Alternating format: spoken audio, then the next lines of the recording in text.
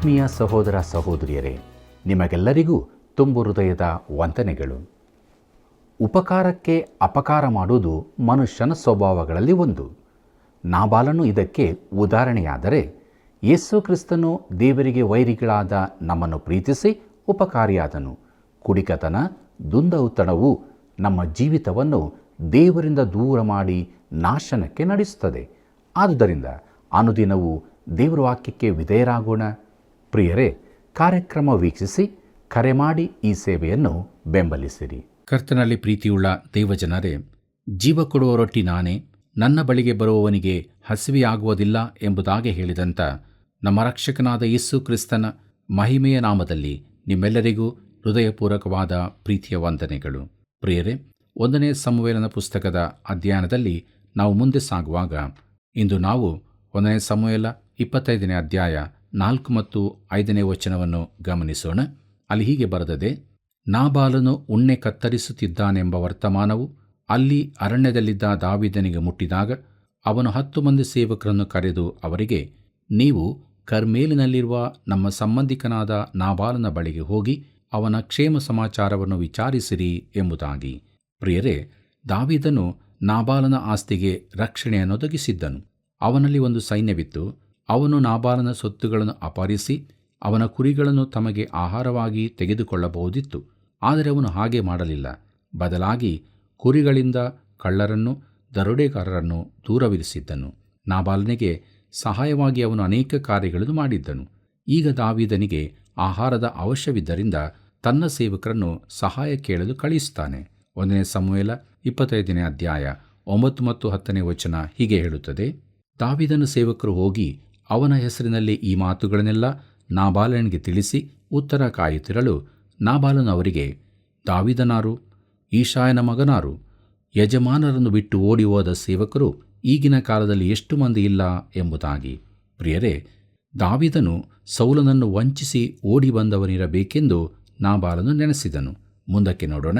1ನೇ ಸಮುವೇಲ 25ನೇ ಅಧ್ಯಾಯ 11 ಮತ್ತು 12ನೇ ವಚನಗಳನ್ನು. ಅಲ್ಲಿ ಹೀಗೆ ಬರೆದದೆ: ಉಣ್ಣೆ ಕತ್ತರಿಸುವವರಿಗೋಸ್ಕರ ನಾನು ಸಿದ್ಧ ಮಾಡಿದ ಮಾಂಸವನ್ನು, ಆಹಾರ ಪಾನಗಳನ್ನು ಎತ್ತಿ ಎಲ್ಲಿಂದಲೋ ಬಂದವರಿಗೆ ಕೊಟ್ಟು ಬಿಡಬೇಕೋ ಎಂದು ಉತ್ತರ ಕೊಟ್ಟನು. ಆ ಸೇವಕರು ಹಿಂದಿರುಗಿ ತಮ್ಮ ದಾರಿ ಹಿಡಿದು ದಾವೀದನ ಬಳಿಗೆ ಬಂದು ಅವನಿಗೆಲ್ಲವನ್ನು ತಿಳಿಸಲಾಗಿ ಎಂಬುದಾಗಿ. ಕರ್ತನಲ್ಲಿ ಪ್ರಿಯರೇ, ದಾವೀದನು ಅವಸರದವನು, ಪಕ್ಕನೆ ಸಿಟ್ಟಿಗೇಳುವವನೆಂದು ನಾನು ಹೇಳಿದ್ದೆ. ಈಗ ಅವನಿಗೆ ಸಿಟ್ಟು ಬಂದಿತು. 1ನೇ ಸಮುವೇಲ 25ನೇ ಅಧ್ಯಾಯ 13ನೇ ವಚನ ಹೀಗೆ ಹೇಳುತ್ತದೆ: ಅವನು ತನ್ನ ಜನರಿಗೆ, ಕತ್ತಿಯನ್ನು ಸೊಂಟಕ್ಕೆ ಕಟ್ಟಿಕೊಳ್ಳಿರಿ ಎಂದು ಆಜ್ಞಾಪಿಸಿದನು. ಅವರೆಲ್ಲರೂ ಕಟ್ಟಿಕೊಂಡರು. ದಾವೀದನೂ ಕಟ್ಟಿಕೊಂಡನು. ಹೆಚ್ಚು ಕಡಿಮೆ 400 ಮಂದಿ ದಾವೀದನ ಜೊತೆಯಲ್ಲಿ ಹೋದರು. 200 ಮಂದಿ ಸಾಮಾನುಗಳ ಬಳಿಯಲ್ಲಿ ಇದ್ದರು ಎಂಬುದಾಗಿ. ಪ್ರಿಯರೇ, ಈ ವಿಚಾರವನ್ನು ನಾಬಾಲನ ಮನೆಯವರಲ್ಲಿ ಯಾರೋ ಹೋಗಿ ಅಬಿಗೈಲಳಿಗೆ ತಿಳಿಸಿದರು. 1ನೇ ಸಮುವೇಲ 25ನೇ ಅಧ್ಯಾಯ 14ನೇ ವಚನವನ್ನು ಗಮನಿಸಿರಿ.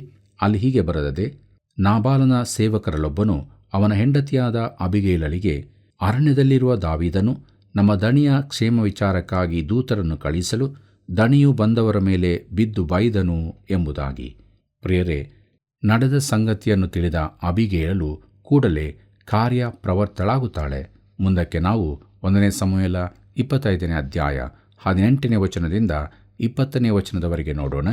ಅಲ್ಲಿ ಹೀಗೆ ಬರೆದದೆ: ಅಬಿಗೈಲಳು ಶೀಘ್ರವಾಗಿ 200 ರೊಟ್ಟಿ, 2 ಬುದ್ದಲಿ ದ್ರಾಕ್ಷಾರಸ ಸಿದ್ಧ ಮಾಡಿ, 5 ಕುರಿಗಳ ಮಾಂಸ, 50 ಸೇರು ಉರಿಗಾಳು, ಒಣಗಿದ 100 ದ್ರಾಕ್ಷೆ ಗೊಂಚಲುಗಳು, ಅಂಜೂರದ ಹಣ್ಣುಗಳ 200 ಉಂಡೆಗಳು, ಇವುಗಳನ್ನು ಕತ್ತೆಗಳ ಮೇಲೆ ಹೇರಿಸಿ ತನ್ನ ಸೇವಕರಿಗೆ, ನೀವು ಮುಂದೆ ನಡೆಯಿರಿ, ನಾನು ಹಿಂದೆ ಬರುತ್ತೇನೆ ಎಂದು ಹೇಳಿ ಅವರನ್ನು ಕಳುಹಿಸಿದಳು.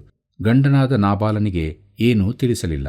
ಆಕೆ ಕತ್ತೆಯ ಮೇಲೆ ಕೂತು ಗುಡ್ಡದ ಮರೆಯಲ್ಲಿ ಹೋಗುತ್ತಿರುವಾಗ ದಾವೀದನು ಅವನ ಜನರು ಆ ಕಡೆಯಿಂದ ಗಟ್ಟಾ ಇಳಿದು ಬರಲು ಆಕೆಯು ಅವರನ್ನು ಎದುರುಗೊಂಡಳು ಎಂಬುದಾಗಿ. ಪ್ರೀತಿಯುಳ್ಳ ದೇವಜನರೇ, ದಾವೀದನು ನಾಬಾಲನನ್ನು ಕೊಂದು ಬಿಡಬಹುದೆಂದು ಗ್ರಹಿಸಿದ ಅಬಿಗೈಲಳು ಆಹಾರದೊಂದಿಗೆ ದಾವೀದನನ್ನು ಎದುರುಗೊಳ್ಳುವುದಕ್ಕೆ ಹೋದಳು. 1ನೇ ಸಮುವೇಲ 25ನೇ ಅಧ್ಯಾಯ 21ನೇ ವಚನ ಹೀಗೆ ಹೇಳುತ್ತದೆ: ಅಷ್ಟರಲ್ಲಿ ದಾವೀದನು, ನಾನು ಅಡವಿಯಲ್ಲಿ ಈ ಮನುಷ್ಯನ ಆಸ್ತಿಯಲ್ಲಿ ಏನೂ ನಷ್ಟವಾಗದಂತೆ ಕಾಪಾಡಿದ್ದು ವ್ಯರ್ಥವಾಯಿತು. ಅವನು ಉಪಕಾರಕ್ಕೆ ಅಪಕಾರ ಮಾಡಿದನು ಎಂಬುದಾಗಿ. ಪ್ರಿಯರೇ, ನಾಬಾಲನ ಜನರಲ್ಲಿ ಎಲ್ಲರನ್ನು ಕೊಲ್ಲಬೇಕೆಂಬುದು ದಾವೀದನ ಉದ್ದೇಶವಾಗಿತ್ತು. 1 ಸಮುವೇಲ 25ನೇ ಅಧ್ಯಾಯ 23 ಮತ್ತು 24ನೇ ವಚನವನ್ನು ಗಮನಿಸಿರಿ. ಅಲ್ಲಿ ಹೀಗೆ ಬರುತ್ತದೆ, ಅಬಿಗೈಲಳು ದಾವೀದನನ್ನು ಕಂಡ ಕೂಡಲೇ ಕತ್ತೆಯಿಂದಿಳಿದು ಅವನಿಗೆ ಸಾಷ್ಟಾಂಗ ನಮಸ್ಕರಿಸಿದಳು. ಆಮೇಲೆ ಅವನ ಪಾದಗಳ ಮೇಲೆ ಬಿದ್ದು ಅವನಿಗೆ, ಸ್ವಾಮಿ, ಅಪರಾಧವು ನನ್ನ ಮೇಲಿರಲಿ, ನಿನ್ನ ದಾಸಿಯು ಮಾತನಾಡುವುದಕ್ಕೆ ಅಪ್ಪಣೆಯಾಗಲಿ, ಅವಳ ಮಾತನ್ನು ಲಾಲಿಸಬೇಕು ಎಂಬುದಾಗಿ.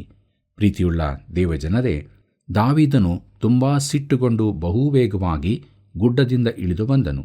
ಅವನು ಮನಸ್ಸಿನಲ್ಲಿ, ಈ ಮನುಷ್ಯನನ್ನು ಹಿಡಿಯುತ್ತೇನೆ, ಅವನು ನನಗೆ ಈ ರೀತಿ ಮಾಡಬಾರದಾಗಿತ್ತು ಎಂದು ಹೇಳಿಕೊಳ್ಳುತ್ತಿದ್ದನು. ಅಬಿಗೈಲಳು ದಾವೀದನಿಗೆ ಸಾಷ್ಟಾಂಗ ನಮಸ್ಕಾರ ಮಾಡುತ್ತಾಳೆ. ಆಕೆ ಅವನೊಂದಿಗೆ ತಾನು ನಾಬಾಲನ ಪತ್ನಿಯಾಗಿರುವುದರಿಂದ ಅವನು ತನ್ನ ಮೇಲೆ ಪ್ರತೀಕಾರ ತೀರಿಸಲಿ ಎಂದು ಕೇಳಿಕೊಳ್ಳುತ್ತಾಳೆ. ಆಕೆ ಬಹು ಬುದ್ಧಿವಂತಿಗೆ ಮಾತನಾಡುತ್ತಾಳೆ. ಯಾಕಂದರೆ ಅವನು ಈ ರೀತಿಯ ಕೇಳಿಕೆ ಎದುರು ಒಬ್ಬ ಸುಂದರ ಸ್ತ್ರೀಗೆ ಯಾವ ತೊಂದರೆಯನ್ನು ಮಾಡಲಾರನೆಂದು ಆಕೆ ತಿಳಿದಿದ್ದಳು. ಬಳಿಕ ತನ್ನ ಗಂಡನು ಒರಟನೂ ಮೂರ್ಖನೂ ಆಗಿದ್ದಾನೆ ಎಂದು ಹೇಳುತ್ತಾಳೆ. 1 ಸಮುವೇಲ 25ನೇ ಅಧ್ಯಾಯ 25ನೇ ವಚನ ಹೀಗೆ ಹೇಳುತ್ತದೆ, ಸ್ವಾಮಿಯು ಮೂರ್ಖನಾದ ಆ ನಾಬಾಲನನ್ನು ಲಕ್ಷಿಸದಿರಲಿ. ಅವನ ಹೆಸರು ನಾಬಾಲ್, ಅದಕ್ಕೆ ತಕ್ಕಂತೆ ಅವನು ಮೂರ್ಖನೇ ಆಗಿರುತ್ತಾನೆ. ನಿನ್ನ ದಾಸಿಯಾದ ನಾನು ಸ್ವಾಮಿಯು ಕಳುಹಿಸಿದ ಸೇವಕರನ್ನು ನೋಡಲಿಲ್ಲ ಎಂಬುದಾಗಿ. ಪ್ರಿಯರೇ, ನಾಬಾಲ್ ಎಂದರೆ ಮೂರ್ಖನು, ಕೆಲಸಕ್ಕೆ ಬಾರದವನು ಎಂದರ್ಥ. ಬನ್ನಿರಿ ಮುಂದಕ್ಕೆ ನಾವು ನೋಡೋಣ. 1 ಸಮುವೇಲ 25ನೇ ಅಧ್ಯಾಯ 26ರಿಂದ 28ನೇ ವಚನದವರೆಗೆ. ಅಲ್ಲಿ ಹೀಗೆ ಬರೆದದೆ, ಸ್ವಾಮಿ, ನೀನು ಸ್ವಹಸ್ತದಿಂದ ಮುಯಿ ತೀರಿಸಿ ರಕ್ತಾಪರಾಧಕ್ಕೆ ಗುರಿಯಾಗದಂತೆ ಯೆಹೋವನು ನಿನ್ನನ್ನು ಕಾಪಾಡಿದ್ದಾನೆ. ಯೆಹೋವನಾಣೆ, ನಿನ್ನ ಜೀವದಾಣೆ, ನಿನ್ನ ವಿರೋಧಿಗಳು ನಿನಗೆ ಕೇಡು ಬಗೆಯುವವರು ನಾಬಾಲನ ಗತಿಯನ್ನೇ ಹೊಂದಲಿ. ನಿನ್ನ ದಾಸಿಯು ತಂದ ಈ ಕಾಣಿಕೆಯು ಸ್ವಾಮಿಯ ಸೇವಕರಿಗೆ ಸಲ್ಲಲಿ. ನಿನ್ನ ದಾಸಿಯ ಅಪರಾಧಕ್ಕೆ ಕ್ಷಮಾಪಣೆಯಾಗಲಿ. ಸ್ವಾಮಿಯೇ, ನೀನು ಯೆಹೋವನ ಶತ್ರುಗಳೊಡನೆ ಯುದ್ಧ ಮಾಡುವುದರಿಂದ ಆತನು ನಿನ್ನ ಮನೆಯನ್ನು ಶಾಶ್ವತವಾಗಿ ಸ್ಥಿರಪಡಿಸುವನು. ಆದುದರಿಂದ ನಿನ್ನ ಜೀವಮಾನದಲ್ಲೆಲ್ಲ ನಿನ್ನಲ್ಲಿ ಕೆಟ್ಟತನವು ಕಾಣದಿರಲಿ ಎಂಬುದಾಗಿ. ಕರ್ತನಲ್ಲಿ ಪ್ರಿಯರೇ, ಇದು ದಾವೀದನ ಜೀವಿತದ ಪ್ರಾರಂಭ ಮಾತ್ರವಾಗಿದೆ. ಪಾಪವು ಬಹಳ ನಂತರ ಪ್ರವೇಶಿಸಿತು. ಆದರೆ ಇಲ್ಲಿವರೆಗೆ ಅವನ ಜೀವಿತವು ಶುದ್ಧವಾಗಿತ್ತು. ಅವನು ದೇವರಿಗಾಗಿ ಜೀವಿಸಿದ್ದನು, ದೇವರನ್ನು ಮೆಚ್ಚಿಸುವುದಕ್ಕೆ ಪ್ರಯತ್ನಿಸಿದ್ದನು. ಅಬಿಗೈಲಳು ಅವನನ್ನು ಅದಕ್ಕಾಗಿ ಮೆಚ್ಚಿದಳು. 1 ಸಮುವೇಲ 25ನೇ ಅಧ್ಯಾಯ 29ನೇ ವಚನವನ್ನು ಗಮನಿಸಿರಿ. ಅಲ್ಲಿ ಹೀಗೆ ಬರೆದದೆ, ಯಾವನಾದರೂ ನನ್ನ ಸ್ವಾಮಿಯಾದ ನಿನ್ನನ್ನು ಹಿಂಸಿಸಿ ಜೀವ ತೆಗೆಯಬೇಕೆಂದಿರುವಾಗ ಆ ನಿನ್ನ ಜೀವವು ನಿನ್ನ ದೇವರಾದ ಯೆಹೋವನ ರಕ್ಷಣೆಯಲ್ಲಿರುವ ಜೀವ ನಿಕ್ಷೇಪದಲ್ಲಿ ಭದ್ರವಾಗಿರಲಿ. ಆದರೆ ಆತನು ನಿನ್ನ ಶತ್ರುಗಳ ಜೀವವನ್ನು ಕವಣೆಯ ಕಲ್ಲನ್ನೋ ಎಂಬಂತೆ ಎಸೆದು ಬಿಡಲಿ ಎಂಬುದಾಗಿ. ಪ್ರೀತಿಯುಳ್ಳ ದೇವಜನರೇ, ಅಬಿಗೈಲಳು ಹೆಸರು ಹೇಳದಿದ್ದರೂ ಆಕೆ ಸೌಲನ ಕುರಿತಾಗಿ ಮಾತನಾಡುತ್ತಿದ್ದಳು. ಬಳಿಕ ಆಕೆ ದಾವೀದನ ಕುರಿತು ಒಂದು ವಿಶೇಷ ಸಂಗತಿಯನ್ನು ಹೇಳುತ್ತಾಳೆ. ಆ ನಿನ್ನ ಜೀವವು ನಿನ್ನ ದೇವರಾದ ಯೆಹೋವನ ರಕ್ಷಣೆಯಲ್ಲಿರುವ ಜೀವ ನಿಕ್ಷೇಪದಲ್ಲಿ ಭದ್ರವಾಗಿರಲಿ ಎಂದು. ಕರ್ತನಲ್ಲಿ ಪ್ರಿಯರೇ, ವಿಶ್ವಾಸಿಗಳ ಸ್ಥಿತಿ ಕ್ರಿಸ್ತನಲ್ಲಿ ಹೀಗೆಯೇ ಇರುತ್ತದೆ. ಯೋಹಾನನು ತನ್ನ ಮೊದಲನೆಯ ಪತ್ರಿಕೆಯಲ್ಲಿ ಯೇಸು ಕ್ರಿಸ್ತನನ್ನು ನಿತ್ಯ ಜೀವ ಎಂದು ಕರೆದಿದ್ದಾನೆ. ಯೋಹಾನ ಬರೆದ ಮೊದಲನೇ ಪತ್ರಿಕೆ 1ನೇ ಅಧ್ಯಾಯ 2ನೇ ವಚನ ಹೀಗೆ ಹೇಳುತ್ತದೆ, ಆ ಜೀವವು ಪ್ರತ್ಯಕ್ಷವಾಯಿತು, ತಂದೆಯ ಬಳಿಯಲ್ಲಿದ್ದು ನಮಗೆ ಪ್ರತ್ಯಕ್ಷವಾದಂಥ ಆ ನಿತ್ಯ ಜೀವವನ್ನು ನಾವು ಕಂಡು ಅದನ್ನು ಕುರಿತು ಸಾಕ್ಷಿ ಹೇಳಿ ಅದನ್ನು ನಿಮಗೆ ಪ್ರಸಿದ್ಧಿಪಡಿಸುತ್ತೇವೆ ಎಂಬುದಾಗಿ. ಪ್ರಿಯರೇ, ನೀವು ಆತನನ್ನು ರಕ್ಷಕನೆಂದು ಅಂಗೀಕರಿಸಿದಾಗ ಪರಿಶುದ್ಧಾತ್ಮನು ನಮ್ಮನ್ನು ವಿಶ್ವಾಸಿಗಳ ದೇಹಕ್ಕೆ ದೀಕ್ಷಾಸ್ಥಾನದಲ್ಲಿ ಸೇರಿಸುತ್ತಾನೆ. ಕರ್ತನಲ್ಲಿ ಪ್ರಿಯರೇ, ಮುಂದಕ್ಕೆ ನಾವು ನೋಡೋಣ. 1 ಸಮುವೇಲ 25ನೇ ಅಧ್ಯಾಯ 30 ಮತ್ತು 31ನೇ ವಚನಗಳನ್ನು. ಅಲ್ಲಿ ಹೀಗೆ ನೋಡುತ್ತೇವೆ, ಯೆಹೋವನು ನನ್ನ ಸ್ವಾಮಿಯಾದ ನಿನಗೆ ವಾಗ್ದಾನ ಮಾಡಿದ ಎಲ್ಲ ಸೌಭಾಗ್ಯವನ್ನು ದಯಪಾಲಿಸಿ ನಿನ್ನನ್ನು ಇಸ್ರಾಯೇಲ್ ಪ್ರಭುವನ್ನಾಗಿ ಮಾಡಿದ ಮೇಲೆ ನಿರಪರಾಧಿಯ ರಕ್ತವನ್ನು ಸುರಿಸಿ ಮುಯಿ ತೀರಿಸಿದ್ದರಿಂದುಂಟಾಗುವ ಪಶ್ಚಾತ್ತಾಪ ಮನೋವ್ಯತೆಗಳಿಗೆ ಕಾರಣವಿರುವುದಿಲ್ಲ. ಆತನು ನಿನ್ನನ್ನು ಮಹಾಪದವಿಗೆ ತರುವಾಗ ನಿನ್ನ ದಾಸಿಯಾದ ನನ್ನನ್ನು ಮರೆತು ಬಿಡಬೇಡ ಅಂದಳು ಎಂಬುದಾಗಿ. ಪ್ರೀತಿಯುಳ್ಳ ದೇವಜನರೇ, ಅಬಿಗೈಲನೆಂದಳು, ನನ್ನ ಗಂಡ ಮಾಡಿದಕ್ಕೆ ನಮಗೆ ಪ್ರತೀಕಾರ ಮಾಡಬೇಡ, ನೀನು ಅರಸನಾಗಲಿದ್ದಿ ಎಂದು. 1 ಸಮುವೇಲ 25ನೇ ಅಧ್ಯಾಯ 32 ಮತ್ತು 33ನೇ ವಚನಗಳನ್ನು ಗಮನಿಸಿರಿ. ಅಲ್ಲಿ ಹೀಗೆ ಬರೆದದೆ, ಆಗ ದಾವೀದನು ಅಬಿಗೈಲಳಿಗೆ, ಈ ಹೊತ್ತು ನನ್ನನ್ನು ಎದುರುಗೊಳ್ಳುವುದಕ್ಕಾಗಿ ನಿನ್ನನ್ನು ಕಳುಹಿಸಿದ ಇಸ್ರಾಯೇಲ್ ದೇವರಾದ ಯೆಹೋವನಿಗೆ ಸ್ತೋತ್ರವಾಗಲಿ. ಸ್ವಹಸ್ತದಿಂದ ಮುಯ್ತೀರಿಸಿ ರಕ್ತಾಪರಾಧಕ್ಕೆ ಗುರಿಯಾಗದಂತೆ ನನ್ನನ್ನು ತಡೆದ ನೀನು, ನಿನ್ನ ಬುದ್ಧಿಯು ಸ್ತೋತ್ರಾರ್ಹವೇ ಸರಿ ಎಂಬುದಾಗಿ. ಕರ್ತನಲ್ಲಿ ಪ್ರಿಯರೇ, ತಾನು ಮುಂದೆ ಪಶ್ಚಾತ್ತಾಪ ಪಡಬೇಕಾಗಿದ್ದ ಒಂದು ಕಾರ್ಯ ಮಾಡದಂತೆ ತನ್ನನ್ನು ತಡೆದ ಆ ಸ್ತ್ರೀಗೆ ದಾವೀದನು ಕೃತಜ್ಞನಾಗಿದ್ದನು. ಮುಂದಕ್ಕೆ ನಾವು ನೋಡೋಣ. 1 ಸಮುವೇಲ 25ನೇ ಅಧ್ಯಾಯ 35ನೇ ವಚನವನ್ನು. ಅಲ್ಲಿ ಹೀಗೆ ನೋಡುತ್ತೇವೆ. ಆಕೆ ತಂದ ಪದಾರ್ಥಗಳನ್ನು ತೆಗೆದುಕೊಂಡು ಆಕೆಗೆ, ಸಮಾಧಾನದಿಂದ ಮನೆಗೆ ಹೋಗು, ನಿನ್ನನ್ನು ನೋಡಿ ನಿನ್ನ ವಿಜ್ಞಾಪನೆಯನ್ನು ಲಾಲಿಸಿದ್ದೇನೆ ಅಂದನು ಎಂಬುದಾಗಿ. ಪ್ರಿಯರೇ, ದಾವೀದನು ಅಬಿಗೈಲಳು ತಂದ ಆಹಾರ, ಆಕೆಯ ಬುದ್ಧಿಮಾತನ್ನು ಆಕೆಯನ್ನು ಅಂಗೀಕರಿಸಿದನು. 1 ಸಮುವೇಲ 25ನೇ ಅಧ್ಯಾಯ 36ನೇ ವಚನದಿಂದ 38ನೇ ವಚನದವರೆಗೆ ಗಮನಿಸಿರಿ. ಅಲ್ಲಿ ಹೀಗೆ ಬರೆದದೆ. ಅಬಿಗೈಲಳು ನಾಬಾಲನ ಬಳಿಗೆ ಬಂದಳು. ಅವನು ತನ್ನ ಮನೆಯಲ್ಲಿ ರಾಜರಂತೆ ಒಂದು ದೊಡ್ಡ ಔತಣವನ್ನು ಮಾಡಿಸಿ ಬಹಳವಾಗಿ ಕುಡಿದು ಬಹು ಸಂಭ್ರಮದಿಂದಿದ್ದ ಕಾರಣ ಈಕೆಯು ಮರುದಿವಸದವರೆಗೆ ಇದರ ವಿಷಯವಾಗಿ ಏನೂ ಹೇಳಲಿಲ್ಲ. ಮರುದಿನ ಅಮಳಿಳಿದ ನಂತರ ಈಕೆಯು ಈ ವರ್ತಮಾನವನ್ನು ಅವನಿಗೆ ತಿಳಿಸಲಾಗಿ ಅವನ ಹೃದಯವು ನಿಂತು ಹೋಯಿತು. ಅವನು ಸ್ತಬ್ಧನಾದನು. ಸುಮಾರು 10 ದಿನಗಳಾದ ನಂತರ ನಾಬಾಲನು ಯೆಹೋವನಿಂದ ಹತನಾಗಿ ಸತ್ತನು ಎಂಬುದಾಗಿ. ಕರ್ತನಲ್ಲಿ ಪ್ರಿಯರೇ, ಆ ರಾತ್ರಿ ನಾಬಾಲನು ದೊಡ್ಡ ಔತಣವನ್ನು ಏರ್ಪಡಿಸಿದ್ದನು. ಅವನು ಕುಡಿದು ಓಲಾಡುವನಾಗಿದ್ದನು. ಮರುದಿನ ಬೆಳಿಗ್ಗೆ ಅವನ ಅಮಲು ಇಳಿದಿತ್ತು. ಆಗ ಅಬಿಗೈಲಳು ಹಿಂದಿನ ದಿನ ದಾವೀದನ ವಿಷಯದಲ್ಲಾದ ವರ್ತಮಾನವನ್ನೆಲ್ಲ ಅವನಿಗೆ ತಿಳಿಸಿದಳು. ಆಗ ಅವನ ಹೃದಯ ಸ್ತಬ್ಧವಾಯಿತು. ಅವನು ಕಲ್ಲಿನಂತಾದನು. 1 ಸಮುವೇಲ 25ನೇ ಅಧ್ಯಾಯ 39ನೇ ವಚನವನ್ನು ನೋಡೋಣ. ಅಲ್ಲಿ ಹೀಗೆ ಬರೆದದೆ. ನಾಬಾಲನು ಸತ್ತನೆಂಬ ವರ್ತಮಾನವನ್ನು ದಾವೀದನು ಕೇಳಿ, ನನಗೆ ಅಪಮಾನ ಮಾಡಿದ ನಾಬಾಲನಿಗೆ ಮುಯ್ತೀರಿಸಿದಂಥ ಯೆಹೋವನಿಗೆ ಸ್ತೋತ್ರವಾಗಲಿ. ಆತನು ನನ್ನನ್ನು ಕೆಟ್ಟತನಕ್ಕೆ ದೂರ ಮಾಡಿ ನಾಬಾಲನ ಕೆಟ್ಟತನವನ್ನು ಅವನ ತಲೆಯ ಮೇಲೆ ಹೊರಿಸಿದನಲ್ಲ ಅಂದನು. ಆನಂತರ ಅವನು ಅಬಿಗೈಲಳು ತನಗೆ ಹೆಂಡತಿಯಾಗಬೇಕೆಂದು ದೂತರನ್ನು ಕಳುಹಿಸಿದನು ಎಂಬುದಾಗಿ. ಪ್ರೀತಿಯುಳ್ಳ ದೇವಜನರೇ, ದಾವೀದನು ನಾಬಾಲನು ಸತ್ತನೆಂಬ ವರ್ತಮಾನವನ್ನು ಕೇಳಿದಾಗ ಅಬಿಗೈಲನನ್ನು ತನ್ನ ಪತ್ನಿಯನ್ನಾಗಿ ಮಾಡಿಕೊಳ್ಳಬೇಕೆಂದಿದ್ದನು. ಆಕೆ ದಾವೀದನನ್ನು ದಾರಿಯಲ್ಲಿ ಸಂಧಿಸಿದಾಗ ಹೇಳಿದ್ದಳು, ಕರ್ತನು ನಿನಗೆ ಒಳ್ಳೆಯದನ್ನು ಮಾಡಿದಾಗ ನಿನ್ನ ದಾಸಿಯನ್ನು ನೆನಪು ಮಾಡಿಕೋ ಎಂದು. ಪ್ರಿಯರೇ, ದಾವೀದನು ಆಕೆಯನ್ನು ಮರೆಯಲಿಲ್ಲ. ಯಾಕೆ ಗೊತ್ತಿದೆಯೋ? ಆಕೆ ಅವನಲ್ಲಿದ್ದ ಒಳ್ಳೆಯ ಗುಣಗಳನ್ನು ಎತ್ತಿ ಹೇಳಿದ್ದಳು. ಆಕೆ ಅವನಿಗೆ ಬುದ್ಧಿಮಾತು ಹೇಳಿದ್ದಳು ಮತ್ತು ಆಕೆಯ ಮಾತು ಸರಿಯೆಂದು ಅವನು ತಿಳಿದನು. ಪ್ರೀತಿಯುಳ್ಳ ದೇವಜನರೇ, ಈಗ ನಾಬಾಲನು ಸತ್ತದರಿಂದ ದಾವೀದನು ಆಕೆಯನ್ನು ತನ್ನ ಪತ್ನಿಯಾಗುವಂತೆ ಕೇಳಿಕೊಂಡನು. ಆಕೆ ಒಪ್ಪಿದಳು. ಇದರೊಂದಿಗೆ ದಾವೀದನ ಜೀವಿತದ ಇನ್ನೊಂದು ಹಂತವು ಪ್ರಾರಂಭವಾಯಿತು. ಆದರೆ ಇನ್ನೊಂದು ಸಂಗತಿಯೂ ನಡೆಯಿತು. ಇದು ದೇವರಿಗೆ ಇಷ್ಟವಾಗಿರಲಿಲ್ಲ. 1 ಸಮುವೇಲ 25ನೇ ಅಧ್ಯಾಯ 43 ಮತ್ತು 44ನೇ ವಚನವನ್ನು ಗಮನಿಸಿರಿ. ಅಲ್ಲಿ ಹೀಗೆ ಬರೆದದೆ. ಇದಲ್ಲದೆ ದಾವೀದನು ಇಜ್ರೇಲಿನವಳಾದ ಅಹೀನೋವಮಳನ್ನು ಮದುವೆ ಮಾಡಿಕೊಂಡಿದ್ದನು. ಅವರಿಬ್ಬರೂ ಅವನ ಹೆಂಡತಿಯರಾದರು. ಸೌಲನು ದಾವೀದನ ಹೆಂಡತಿಯಾಗಿದ್ದ ಮೀಕಳೆಂಬ ತನ್ನ ಮಗಳನ್ನು ಗಲ್ಲೀಮ್ ಊರಿನ ಲಾಯಿಷನ ಮಗನಾದ ಪಲ್ಟಿ ಎಂಬವನಿಗೆ ಮದುವೆ ಮಾಡಿಕೊಟ್ಟನು ಎಂಬುದಾಗಿ. ಪ್ರೀತಿಯುಳ್ಳ ದೇವಜನರೇ, ಪಾಪವು ದಾವೀದನ ಜೀವಿತವನ್ನು ಪ್ರವೇಶಿಸಿತು. ಅವನು ಒಬ್ಬ ಒರಟಾದ ಮನುಷ್ಯನಾಗಿದ್ದು ಒರಟು ಜೀವಿತವನ್ನು ನಡೆಸುತ್ತಿದ್ದನು. ಆದರೆ ಒಂದು ದಿನ ಅವನು ಕೊಲೆ ಮಾಡುವನಾದನು. ದೇವರು ಅವನನ್ನು ತನ್ನ ಹೃದಯಕ್ಕೆ ಒಪ್ಪುವ ಮನುಷ್ಯನೆಂದು ಹೇಳಿದ್ದರಿಂದ ಅವನ ಜೀವಿತದ ಎಲ್ಲ ವಿಚಾರಕ್ಕೂ ದೇವರು ಒಪ್ಪಿಗೆ ಕೊಟ್ಟನೋ? ಇಲ್ಲ ಪ್ರಿಯರೇ.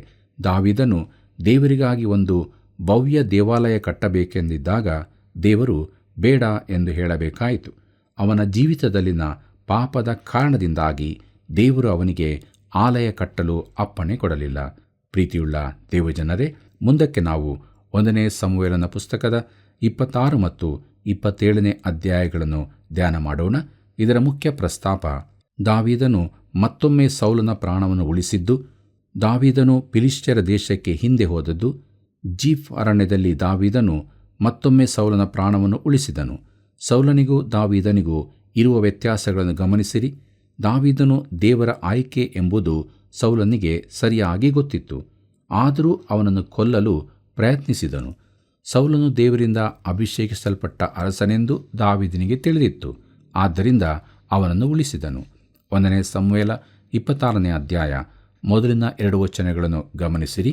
ಅಲ್ಲಿ ಹೀಗೆ ಬರೆದದೆ, ಜೀಫ್ಯರು ಗಿಬೆಯದಲ್ಲಿದ್ದ ಸೌಲನ ಬಳಿಗೆ ಬಂದು ಅವನಿಗೆ, ದಾವೀದನು ಅರಣ್ಯದ ಮೂಡನ ದಿಕ್ಕಿನಲ್ಲಿರುವ ಹಕೀಲಾ ಬೆಟ್ಟದಲ್ಲಿ ಅಡಗಿಕೊಂಡಿರುವುದು ನಿನಗೆ ಗೊತ್ತಿಲ್ಲವೋ ಅಂದರು.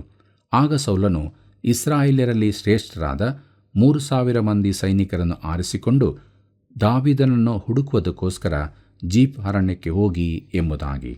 ಕರ್ತನಲ್ಲಿ ಪ್ರಿಯರೇ, ಸೌಲನು ದಾವೀದನನ್ನು ನಾಶಪಡಿಸಲು ಇನ್ನೊಂದು ಪ್ರಯಾಣಕ್ಕೆ ಹೊರಡುತ್ತಾನೆ. ನಡೆದ ಸಂಗತಿ ಹೀಗಿದೆ. ದಾವೀದನು ಅರಣ್ಯದೊಳಕ್ಕೆ ಓಡಿ ಹೋದನು. ಸೌಲನು ಅವನನ್ನು ಬೆನ್ನಟ್ಟಿದನು. ದಾವೀದನು ನುರಿತ ಸೈನಿಕನಾಗಿದ್ದು ಆ ಪ್ರದೇಶವನ್ನೆಲ್ಲ ಚೆನ್ನಾಗಿ ಬಲ್ಲವನಾಗಿದ್ದನು. ಆದ್ದರಿಂದ ಅವನು ಉತ್ತಮ ಸೇನಾಪತಿಯಾಗಿದ್ದನು. ಅವನ ಜೊತೆಯಲ್ಲಿ ಅವನಿಗೋಸ್ಕರ ಸಾಯಲಿಕ್ಕೂ ಸಿದ್ಧವಿದ್ದ ನಂಬಿಗಸ್ತ ಜನರಿದ್ದರು. ಸೌಲನಿಗೆ ಆ ಪ್ರದೇಶದ ಪರಿಚಯವಿರಲಿಲ್ಲ. ಅವನ ಜೊತೆಯಲ್ಲಿದ್ದವರು ಅವನಿಗೆ ಪೂರಾ ನಂಬಿಗಸ್ತರಾಗಿರಲಿಲ್ಲ. 1 ಸಮುವೇಲ 26ನೇ ಅಧ್ಯಾಯ 4ನೇ ವಚನ ಹೀಗೆ ಹೇಳುತ್ತದೆ, ಅವನು ಕೂಡಲೇ ಗೂಢಚಾರರನ್ನು ಕಳುಹಿಸಿ ಸೌಲನು ಇಳುಕೊಂಡಿದ್ದ ಸ್ಥಳವನ್ನು ಗೊತ್ತು ಮಾಡಿಕೊಂಡನು ಎಂಬುದಾಗಿ. ಕರ್ತನಲ್ಲಿ ಪ್ರಿಯರೇ, ಸೌಲನು ತನಗೆ ಪರಿಚಯವಿಲ್ಲದ ಅರಣ್ಯ ಭಾಗಕ್ಕೆ ಬರಬಹುದೆಂಬುದನ್ನು ದಾವೀದನು ನಂಬಲಿಲ್ಲ. ಅದು ನಿಜವಾಗಿ ವಿಪರೀತವಾದ ಕಾರ್ಯವಾದ್ದರಿಂದ ಸೌಲನು ನಿಜವಾಗಿಯೂ ಬಂದಿದ್ದಾನೋ ಎಂದು ನೋಡಲು ದಾವೀದನು ಗೂಢಚಾರರನ್ನು ಕಳುಹಿಸಿದನು. ಸೌಲನು ನಿಜವಾಗಿ ಬಂದಿದ್ದಾನೆಂದು ಗೂಢಚಾರರು ತಿಳಿಸಿದರು. 1 ಸಮುವೇಲ 26ನೇ ಅಧ್ಯಾಯ 5ನೇ ವಚನವನ್ನು ಗಮನಿಸೋಣ. ಆನಂತರ ತಾನಾಗಿಯೇ ಸೌಲನ ಪಾಳೆಯದ ಹತ್ತಿರ ಹೋಗಿ ಸೌಲನು ನೇರನ ಮಗನಾದ ಅವನ ಸೇನಾಪತಿ ಅಬ್ನೇರನು ಮಲಗಿದ್ದ ಸ್ಥಳಗಳನ್ನು ಕಂಡುಹಿಡಿದನು. ಸೌಲನು ಬಂಡಿಗಳನ್ನು ಬಿಟ್ಟಿರುವ ಸ್ಥಳದ ಮಧ್ಯದಲ್ಲಿ ಮಲಗಿದ್ದನು. ಅವನ ಸುತ್ತಲೂ ಸೈನಿಕರು ಇದ್ದರು ಎಂಬುದಾಗಿ. ಕರ್ತನಲ್ಲಿ ಪ್ರಿಯರೇ, ಸೌಲನು ಅವನ ಸೈನಿಕರು ಎಲ್ಲಿ ಇಳಿಕೊಂಡಿದ್ದಾರೆಂಬುದು ದಾವೀದನಿಗೆ ತಿಳಿಯಿತು. ಅವನು ಅವನ ಜನರು ಅರಣ್ಯದಲ್ಲಿ ಅಡಗಿಕೊಂಡರು. 1 ಸಮುವೇಲ 26ನೇ ಅಧ್ಯಾಯ 6 ಮತ್ತು 7ನೇ ವಚನವನ್ನು ಗಮನಿಸಿರಿ. ಆಗ ದಾವೀದನು ಹತ್ತಿಯನಾದ ಅಹೀಮೆಲೆಕನನ್ನು, ಚೆರೂಯನ ಮಗನೂ ಯೋವಾಬನ ತಮ್ಮನೂ ಆದ ಅಬೀಷೈಯನ್ನು ಕುರಿತು, ನಿಮ್ಮಲ್ಲಿ ನನ್ನ ಸಂಗಡ ಸೌಲನ ಪಾಳೆಯಕ್ಕೆ ಯಾರು ಬರುವಿರಿ ಎಂದು ಕೇಳಿದಕ್ಕೆ ಅಬೀಷೈಯು, ನಾನು ಬರುತ್ತೇನೆ ಎಂದು ಉತ್ತರ ಕೊಟ್ಟನು. ದಾವೀದನು ಅಬೀಷೈಯು ರಾತ್ರಿಯಲ್ಲಿ ಆ ಪಾಳೆಯಕ್ಕೆ ಹೋದಾಗ ಸೌಲನು ಬಂಡಿಗಳ ಗುಂಪಿನ ಮಧ್ಯದಲ್ಲಿ ಮಲಗಿಕೊಂಡು ನಿದ್ರೆ ಮಾಡುತ್ತಿದ್ದನು. ಅವನ ಬರ್ಜಿಯು ಅವನ ತಲೆಯ ಹತ್ತಿರ ನೆಲದಲ್ಲಿ ನೆಡಲ್ಪಟ್ಟಿತು. ಅಬ್ನೇರನು ಸೈನಿಕರು ಅವನ ಸುತ್ತಲೂ ಮಲಗಿದ್ದರು ಎಂಬುದಾಗಿ. ಕರ್ತನಲ್ಲಿ ಪ್ರಿಯರೇ, ದಾವೀದನು ಅಬೀಷೈಯು ಸೌಲನ ಪಾಳೆಯದೊಳಕ್ಕೆ ಹೋಗಿ ಸುತ್ತಲೂ ನೋಡಿದರು. ಸೌಲನು ಒಂದು ಕಂದಕದಲ್ಲಿ ಮಲಗಿದ್ದನು. ಸೈನಿಕರು ಸುತ್ತಲೂ ಇದ್ದರು. ಮಲಗಿದ್ದ ಸ್ಥಳದ ತಲೆಯ ಬದಿಯಲ್ಲಿ ಅವನ ಬರ್ಜಿಯು ನೆಲಕ್ಕೆ ನೆಡಲ್ಪಟ್ಟಿತ್ತು. 1 ಸಮುವೇಲ 26ನೇ ಅಧ್ಯಾಯ 8ನೇ ವಚನ ಹೀಗೆ ಹೇಳುತ್ತದೆ, ಅಬೀಷೈಯು ದಾವೀದನಿಗೆ, ದೇವರು ಇವತ್ತು ನಿನ್ನ ವೈರಿಯನ್ನು ನಿನ್ನ ಕೈಗೆ ಒಪ್ಪಿಸಿಕೊಟ್ಟಿದ್ದಾನೆ. ಅಪ್ಪಣೆಯಾಗಲಿ, ನಾನು ಬರ್ಜಿಯಿಂದ ಒಂದೇ ಪೆಟ್ಟಿನಲ್ಲಿ ಅವನನ್ನು ನೆಲಕ್ಕೆ ಹತ್ತಿಕೊಳ್ಳುವಂತೆ ತಿವಿಯುವೆನು. 2ನೇ ಸಾರಿ ಹೊಡೆಯುವುದು ಅವಶ್ಯವಿಲ್ಲ ಎಂದು ಹೇಳಿದನು ಎಂಬುದಾಗಿ. ಕರ್ತನಲ್ಲಿ ಪ್ರಿಯರೇ, ಅಬೀಷೈಯು ದಾವೀದನಿಗೆ, ನನ್ನನ್ನು ಅವನ ಹತ್ತಿರ ಹೋಗಲು ಬಿಡು, ನಾನು ಒಂದೇ ಸಲಕ್ಕೆ ಅವನನ್ನು ಹೊಡೆಯುವೆನು. ಒಂದೇ ಏಟಿಗೆ ನಿನ್ನ ವೈರಿಯಿಂದ ನಿನಗೆ ಮುಕ್ತಿಯಾಗುವುದು ಎಂದನು. 1 ಸಮುವೇಲ 26ನೇ ಅಧ್ಯಾಯ 9ನೇ ವಚನ ಹೀಗೆ ಹೇಳುತ್ತದೆ, ಆದರೆ ದಾವೀದನು ಅವನನ್ನು ಕೊಲ್ಲಬೇಡ, ಯೆಹೋವನ ಅಭಿಷಿಕ್ತನಿಗೆ ವಿರೋಧವಾಗಿ ಕೈ ಎತ್ತುವ ಯಾವನಾದರೂ ನಿರಪರಾಧಿಯೆಂದು ಎಣಿಸಲ್ಪಡುವನೋ ಅಂದನು ಎಂಬುದಾಗಿ. ಪ್ರಿಯರೇ, ದಾವೀದನಿಗೆ ಸೌಲನನ್ನು ಕೊಲ್ಲುವ ಇನ್ನೊಂದು ಅವಕಾಶ ಸಿಕ್ಕಿತು. ಆದರೆ ಅವನು ಅದನ್ನು ನಿರಾಕರಿಸಿದನು. ಅವನು ದೇವರ ಅಭಿಷಿಕ್ತನ ಮೇಲೆ ಕೈ ಎತ್ತಲಾರನು. 1 ಸಮುವೇಲ 26ನೇ ಅಧ್ಯಾಯ 10ನೇ ವಚನ ಹೀಗೆ ಹೇಳುತ್ತದೆ, ಇದಲ್ಲದೆ ದಾವೀದನು ಯೆಹೋವನಾಣೆ, ಅವನು ಯೆಹೋವನಿಂದ ಸಾಯುವನು, ಇಲ್ಲವೇ ಕಾಲ ತುಂಬಿ ಮೃತ್ಯು ಹೊಂದುವನು, ಅಥವಾ ಯುದ್ಧದಲ್ಲಿ ಮಡಿಯುವನು ಎಂಬುದಾಗಿ. ಪ್ರೀತಿಯುಳ್ಳ ದೇವಜನರೇ, ದಾವೀದನು ಹೇಳಿದನು, ದೇವರೇ ಅವನನ್ನು ನೋಡಿಕೊಳ್ಳಲಿ. ಇಬ್ರಿಯರಿಗೆ ಬರೆದ ಪತ್ರಿಕೆ 10ನೇ ಅಧ್ಯಾಯ 30ನೇ ವಚನದಲ್ಲಿನ ನಿಯಮದಂತೆ ದಾವೀದನು ವರ್ತಿಸಿದನು. ಮುಯ್ಯಿಗೆ ಮುಯ್ಯಿ ತೀರಿಸುವುದು ನನ್ನ ಕೆಲಸ, ನಾನೇ ಪ್ರತಿಫಲವನ್ನು ಕೊಡುವೆನು ಎಂದು ದೇವರು ಹೇಳಿದ್ದಾನೆ. 1 ಸಮುವೇಲ 26ನೇ ಅಧ್ಯಾಯ 11 ಮತ್ತು 12ನೇ ವಚನವನ್ನು ಗಮನಿಸಿರಿ. ಅಲ್ಲಿ ಹೀಗೆ ಬರೆದದೆ, ತನ್ನ ಅಭಿಷಕ್ತನಿಗೆ ವಿರೋಧವಾಗಿ ಕೈ ಎತ್ತದಂತೆ ಯೆಹೋವನೇ ನನ್ನನ್ನು ತಡೆಯಲಿ. ಈಗ ಅವನ ತಲೆಯ ಬಳಿಯಲ್ಲಿರುವ ಬರ್ಜಿಯನ್ನು ತಂಬಿಗೆಯನ್ನು ತೆಗೆದುಕೊಂಡು ಹೋಗೋಣ ಎಂದು ಹೇಳಿ ಸೌಲನ ತಲೆಗಿಂಬಿನ ಬಳಿಯಲ್ಲಿದ್ದ ಬರ್ಜಿ ತಂಬಿಗೆಗಳನ್ನು ತೆಗೆದುಕೊಂಡು ಹೋದನು. ಯಾರೂ ಕಾಣಲಿಲ್ಲ, ಯಾರಿಗೂ ಗೊತ್ತಾಗಲಿಲ್ಲ. ಯಾರೂ ಎಚ್ಚರವಾಗಲಿಲ್ಲ. ಯಾಕೆಂದರೆ ಯೆಹೋವನು ಅವರಿಗೆ ಗಾಢ ನಿದ್ರೆಯನ್ನು ಬರಮಾಡಿದ್ದನು. ಒಬ್ಬರಿಗೂ ಎಚ್ಚರವಿಲ್ಲದೆ ಎಲ್ಲರೂ ನಿದ್ರೆ ಮಾಡುತ್ತಿದ್ದರು ಎಂಬುದಾಗಿ. ಕರ್ತನಲ್ಲಿ ಪ್ರಿಯರೇ, ದಾವೀದನು ಮಾಡಿದ ಕಾರ್ಯ ಕಷ್ಟಕರವಾದದಲ್ಲ. ಅವನು ಸೌಲನ ಬರ್ಜಿಯನ್ನು, ನೀರಿನ ತಂಬಿಗೆಯನ್ನು ತೆಗೆದುಕೊಂಡನು. ಕರ್ತನು ಅವನಿಗೆ ಗಾಢ ನಿದ್ರೆಯನ್ನು ಬರಮಾಡಿದ್ದರಿಂದ ಯಾರೂ ಏಳಲಿಲ್ಲ. ಮುಂದಕ್ಕೆ ನಾವು ನೋಡೋಣ. 1 ಸಮುವೇಲ 26 ಅಧ್ಯಾಯ 13 ವಚನವನ್ನು. ಅಲ್ಲಿ ಹೀಗೆ ಬರೆದದೆ, ದಾವೀದನು ತನಗೂ ಪಾಳೆಯಕ್ಕೂ ತಕ್ಕಷ್ಟು ಅಂತರವಿರುವ ಹಾಗೆ ಸ್ವಲ್ಪ ದೂರಕ್ಕೆ ಹೋಗಿ ಗುಡ್ಡವನ್ನೇರಿ ತುದಿಯಲ್ಲಿ ನಿಂತು ಎಂಬುದಾಗಿ. ಪ್ರಿಯರೇ, ದಾವೀದನು ಸೌಲನ ಪಾಳೆಯದಿಂದ ದೂರ ಹೋದನು, ಆದರೆ ತನ್ನ ಜನರಿರುವ ಸ್ಥಳಕ್ಕೆ ಹಿಂತಿರುಗಲಿಲ್ಲ. ಬದಲಾಗಿ ಅವನು ಸೌಲನ ಪಾಳೆಯದಿಂದ ದೂರಕ್ಕೆ ಹೋಗಿ ಗುಡ್ಡವೊಂದರ ತುದಿಯಲ್ಲಿ ನಿಂತನು. ಆ ಸ್ಥಳದಿಂದ ಅವನು ಸುಲಭವಾಗಿ ತಪ್ಪಿಸಿಕೊಳ್ಳಬಹುದಿತ್ತು.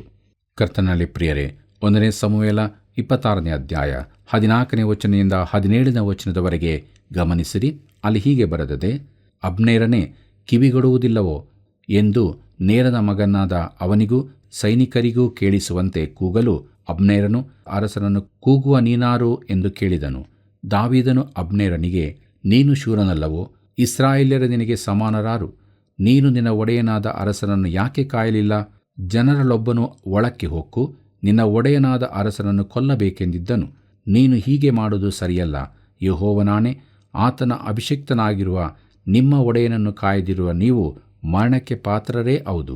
ಅರಸನ ತಲೆಯ ಬಳಿಯಲ್ಲಿದ್ದ ಬರ್ಜಿಯೂ ತಂಬಿಗೆಯೂ ಏನಾದವೋ ನೋಡು ಎಂದು ಕೂಗಿ ಹೇಳಿದನು. ಸೌಲನು ದಾವೀದನ ಸ್ವರದ ಗುರುತು ಹಿಡಿದು ಅವನನ್ನು, ದಾವೀದನೇ, ನನ್ನ ಮಗನೇ, ಇದು ನಿನ್ನ ಸ್ವರವೋ ಎಂದು ಕೇಳಲು ಅವನು, ಅರಸನೇ, ನನ್ನ ಒಡೆಯನೇ, ಹೌದು, ನನ್ನ ಸ್ವರವೇ ಎಂಬುದಾಗಿ. ಕರ್ತನಲ್ಲಿ ಪ್ರಿಯರೇ, ಇಲ್ಲಿ ದಾವೀದನು ಅಬ್ನೇರನ ಸಂಗಡ ವ್ಯಂಗ್ಯವಾಗಿ ಮಾತಾಡಿದನು. ಅವನು ಸೌಲನ ಸೇನಾಪತಿಯಾಗಿದ್ದು ಸೌಲನನ್ನು ಕಾಪಾಡಬೇಕಾಗಿತ್ತು. ದಾವೀದನು ಅಬ್ನೇರನನ್ನು ಗೇಲಿ ಮಾಡಿದನು. ಅರಸನಿಗೆ ನಾಶನ ಬರಬಹುದಿತ್ತಲ್ಲ ಎಂದನು. ಅಷ್ಟರಲ್ಲಿ ಸೌಲನು ಜನರು ಎಚ್ಚರಗೊಂಡರು. ಅವನಿಗೆ ಏನಾಯಿತೆಂದು ತಿಳಿಯಲಿಲ್ಲ. ಆಗ ದಾವೀದನು, ಸೌಲನ ಬರ್ಜಿಯೂ ತಂಬಿಗೆಯೂ ಎಲ್ಲಿ ಎಂದನು. ದಾವೀದನು ಬಹುಶಃ ಅವುಗಳನ್ನು ಎತ್ತಿ ತೋರಿಸಿ, ನೋಡು, ಇವು ನನ್ನ ಬಳಿಯಲ್ಲಿ ಇವೆ. ನಾನು ಸೌಲನನ್ನು ಕೊಲ್ಲಬಹುದಿತ್ತು, ಆದರೆ ಹಾಗೆ ಮಾಡಲಿಲ್ಲ. ಇದು ಪ್ರಾಮುಖ್ಯವಾದ ವಿಚಾರವಾಗಿದೆ. ದಾವೀದನು ಅರಸನನ್ನು ಕೊಲ್ಲಬಹುದಿತ್ತು. ಪ್ರಿಯರೇ, ಈ ವೃತ್ತಾಂತದ ಕುರಿತು ದಾವೀದನ ಅಭಿಪ್ರಾಯವೇ ಬೇರೆಯಾಗಿತ್ತು. ದಾವೀದನ ಎಣಿಕೆಯಂತೆ ಈ ಕಾರ್ಯವನ್ನು ದೇವರೇ ನಿಭಾಯಿಸುತ್ತಾನೆ. ನಾವು ದಾವೀದನನ್ನು ಸುಲಭವಾಗಿ ಟೀಕಿಸಬಹುದು, ಆದರೆ ನಮ್ಮ ಶತ್ರುಗಳ ವಿಚಾರವನ್ನು ನಾವು ದೇವರ ಕೈಗೆ ಬಿಟ್ಟುಕೊಡುತ್ತೇವೋ? ನಾವು ನಮ್ಮ ಕೈ ಹಾಕಿ ನಾವೇ ಮುಯ್ತೀರಿಸಲು ಪ್ರಯತ್ನಿಸುತ್ತೇವೆ. ಆದರೆ ದೇವರು ಹೇಳುತ್ತಾನೆ, ಈ ಪರಿಸ್ಥಿತಿಯನ್ನು ನನಗೆ ಬಿಟ್ಟು ಬಿಡು, ನೀನು ನಂಬಿಕೆಯಿಂದ ಮುಂದೆ ಹೋಗು ಎಂದು. ಪ್ರಿಯರೇ, ದಾವೀದನು ದೇವರನ್ನು ನಂಬಿದನು. ದೇವರು ತಕ್ಕ ಸಮಯದಲ್ಲಿ ಸೌಲನನ್ನು ನಿವಾರಿಸಿದನು.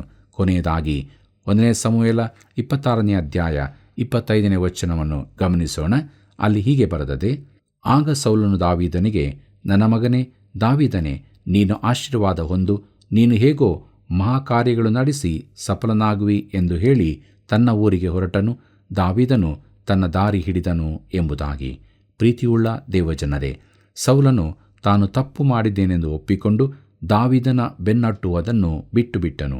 ಆದರೆ ಇದು ಕೇವಲ ತಾತ್ಕಾಲಿಕವಾದದ್ದೆಂದು ದಾವೀದನು ತಿಳಿದಿದ್ದನು. ದಾವೀದನು ತನ್ನೊಳಗೆ ಕುಗ್ಗಿ ಹೋದದನ್ನು ನೋಡುತ್ತೇವೆ. ಈ ಸತತವಾದ ಓಡುವಿಕೆ ಹಾಗೂ ಅಡವಿ ಗುಹೆಗಳಲ್ಲಿ ಅಡಗುವುದರಿಂದ ಅವನಿಗೆ ಸಾಕಾಯಿತು. ಪ್ರೀತಿಯುಳ್ಳ ದೇವಜನರೇ, ನಮ್ಮ ಜೀವಿತವನ್ನು ದೇವರ ವಾಕ್ಯದ ಬೆಳಕಿನಲ್ಲಿ ನಾವು ಪರೀಕ್ಷಿಸಿಕೊಳ್ಳೋಣ. ನಮ್ಮ ಜೀವಿತದಲ್ಲಿ ಕೂಡ ಕುಗ್ಗುವಿಕೆಗಳು, ಕಷ್ಟಗಳು, ಸಮಸ್ಯೆಗಳು ಬಂದೇ ಬರುತ್ತದೆ. ಆದರೆ ನಮಗೊಬ್ಬ ರಕ್ಷಕನಿದ್ದಾನೆ. ಆತನು ಯೇಸು ಕ್ರಿಸ್ತನೇ. ಆತನು ನಮ್ಮನ್ನು ಯಾವಾಗಲೂ ಕರೆಯುತ್ತಾನೆ. ಆದ್ದರಿಂದ ನಮ್ಮೆಲ್ಲ ಸ್ಥಿತಿಗತಿಗಳಲ್ಲಿ ನಾವು ಲೋಕವನ್ನು ನೋಡದೆ ಯೇಸು ಕ್ರಿಸ್ತನ ಮೇಲೆ ದೃಷ್ಟಿಯಿಟ್ಟು ನಮಗೆ ನೇಮಕವಾದ ಓಟವನ್ನು ಸ್ಥಿರಚಿತ್ತದಿಂದ ಓಡೋಣ. ಹೀಗಾಗುವಂತೆ ದೇವರು ತಾನು ನಮಗೆ ಸಹಾಯ ಮಾಡಿ ನಡೆಸಲಿ. ಕರ್ತನ ಕೃಪೆಯು ಸದಾ ನಿಮ್ಮ ಸಂಗಡ ಇರಲಿ. ಪ್ರಿಯರೇ, ಸೌಲನಿಂದ ತಪ್ಪಿಸಿಕೊಂಡು ಓಡಿ ಹೋದ ದಾವೀದನನ್ನು ದೇವರು ತನ್ನ ಶಿಕ್ಷಣದ ಮೂಲಕ ಸಿದ್ಧಗೊಳಿಸುತ್ತಿದ್ದನು. ಅವನ ಜೀವಿತದಲ್ಲಿ ಪಾಪವು ಪ್ರವೇಶಿಸಿದ್ದರೂ ಕೂಡ ದೇವರ ಮುಂದೆ ತಗ್ಗಿಸಿಕೊಂಡು ದೇವರ ಬಳಿಗೆ ಹಿಂತಿರುಗಿ ಬಂದ ಜೀವಿತ ಅವನದಾಗಿತ್ತು. ದೇವರ ವಾಕ್ಯಗಳನ್ನು ಅಧ್ಯಯನ ಮಾಡಿದ ನಾವು ಈಗಲೇ ದೇವರ ಬಳಿಗೆ ಬರೋಣ. ಆತನಿಂದ ಬಲ ಹೊಂದಿ ಸಾಕ್ಷ್ಯ ಜೀವಿತ ಜೀವಿಸೋಣ. ಪ್ರಿಯರೇ, ನೀವು ಹೊಂದಿದ ಆಶೀರ್ವಾದಗಳನ್ನು ನಮಗೆ ತಿಳಿಯಪಡಿಸಿರಿ. ಮುಂದಿನ ಕಾರ್ಯಕ್ರಮ ವೀಕ್ಷಿಸಲು ಸಿದ್ಧರಾಗಿರಿ. ಪ್ರಾರ್ಥನೆ ಮಾಡೋಣ.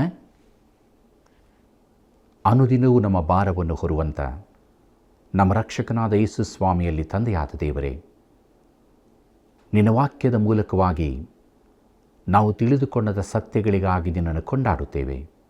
ನಮ್ಮ ಜೀವಿತದಲ್ಲಿ ನೀನು ನಮ್ಮನ್ನು ಶಿಕ್ಷಿಸಿ ಸಿದ್ಧಗೊಳಿಸಿ ಯೋಗ್ಯವಾದ ಪಾತ್ರೆಯನ್ನಾಗಿ ಮಾಡಿ ನಿನ್ನ ಮಹಿಮೆಗೋಸ್ಕರ ಉಪಯೋಗಿಸಿಕೊಳ್ಳಬೇಕಾಗಿ ಬೇಡುವರಾಗಿದ್ದೇವೆ. ದೇವರೇ, ನಮ್ಮ ವೀಕ್ಷಕರಲ್ಲಿ ಯಾರ್ಯಾರು ನಿನ್ನಿಂದ ದೂರವಾಗಿ ಹೋಗಿದ್ದಾರೋ ಅವರನ್ನು ಕರುಣಿಸು. ನಿನ್ನ ಬಲ ಕೃಪೆಯನ್ನು ಅನುಗ್ರಹಿಸಿಕೊಡು. ಅವರು ನಿನ್ನ ರಾಜ್ಯಕ್ಕೆ ಪ್ರವೇಶಿಸುವಲ್ಲಿ ಕಾರ್ಯ ಮಾಡು. ಮತ್ತು ಯಾರ್ಯಾರು ಕಷ್ಟ, ಸಾಲ, ಬೇಸರದಲ್ಲಿದ್ದಾರೋ ಅವರನ್ನು ಕೂಡ ಕರುಣಿಸಿ ಅವರಿಗೆ ಬಿಡುಗಡೆಯನ್ನು, ಸಮಾಧಾನವನ್ನು, ನಿರೀಕ್ಷೆ ಜೀವಿತವನ್ನು ಅನುಗ್ರಹಿಸಿಕೊಟ್ಟು ನಡೆಸು. ಯೇಸುವಿನ ನಾಮದಲ್ಲಿ ಬೇಡಿದ್ದೇವೆ ತಂದೆ, ಆಮೆನ್. ಪ್ರಿಯರೇ, ಕಾರ್ಯಕ್ರಮವನ್ನು ವೀಕ್ಷಿಸಿದ್ದೀರಿ, ಆಶೀರ್ವಾದ ಹೊಂದಿಕೊಂಡಿದ್ದೀರಿ. ಈಗಲೇ ಕರೆ ಮಾಡಿರಿ, ಸೇವೆಯನ್ನು ಬೆಂಬಲಿಸಿರಿ. ಮತ್ತೆ ಭೇಟಿಯಾಗೋಣ. ವಂದನೆಗಳು.